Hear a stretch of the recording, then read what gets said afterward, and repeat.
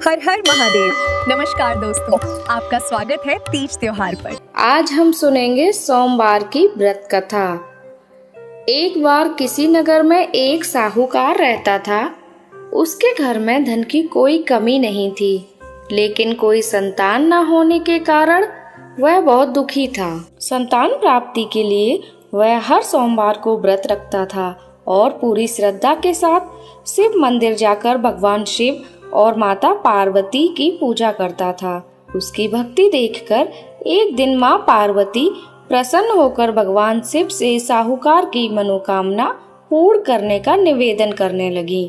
पार्वती जी के आग्रह पर भगवान शिव ने कहा कि हे पार्वती, इस संसार में हर प्राणी को उसके कर्मों का फल मिलता है और जिसके भाग्य में जो हो उसे भोगना ही पड़ता है।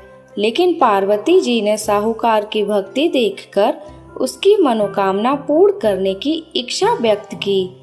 माता पार्वती के आग्रह पर शिव जी ने साहूकार को पुत्र प्राप्ति का वरदान तो दिया, लेकिन उन्होंने बताया कि यह बालक 12 वर्ष तक ही जीवित रहेगा। माता पार्वती और भगवान शिव की बातचीत को साहूकार सुन रहा था, इसलिए उसे ना तो इस बात की खुशी थी और ना ही दुख। वह पहले की भांति शिव जी की पूजा करता रहा। कुछ समय बाद साहूकार की पत्नी ने एक पुत्र को जन्म दिया। जब वह बालक 11 वर्ष का हुआ तो उसे पढ़ने के लिए काशी भेज दिया गया। साहूकार ने पुत्र के मामा को बुलाकर उसे बहुत सारा धन देते हुए कहा कि तुम इस बालक को काशी विद्या प्राप्ति के लिए ले जाओ। तुम लोग रास्ते में यज्ञ कराते जाना और ब्राह्मणों को भोजन दक्षिणा देते हुए जाना। दोनों मामा भांजे इसी तरह यज्ञ कराते और ब्राह्मणों को दान दक्षिणा देते काशी नगरी निकल पड़े।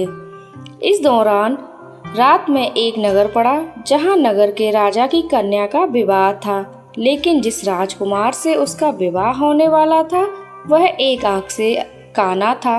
राजकुमार के पिता ने अपने पुत्र के काना होने की बात को छुपाने के लिए सोचा क्यों न उसने साहूकार के पुत्र को दूल्हा बनाकर राजकुमारी से विवाह करा दूं।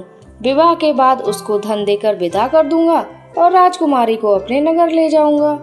लड़के को दूल्हे के वस्त्र पहनाकर राजकुमारी से विवाह करा दिया गया। साहूकार का पुत्र ईमानदार था, उसे यह बात सही नहीं लगी, इसलिए उसने अवसर पाकर राजकुमारी के दुपट्टे पर लिखा कि तुम्हारा विवाह तो मेरे साथ हुआ है, लेकिन जिस राजकुमार के संग तुम्हें भेजा जाएगा वह एक आंख से काना है। मैं तो काशी पढ़ने जा रहा हूँ। जब राजकुमारी ने चुन्नी पर लिखी बातें पढ़ी तो उसने अपने माता पिता को यह बात बताई।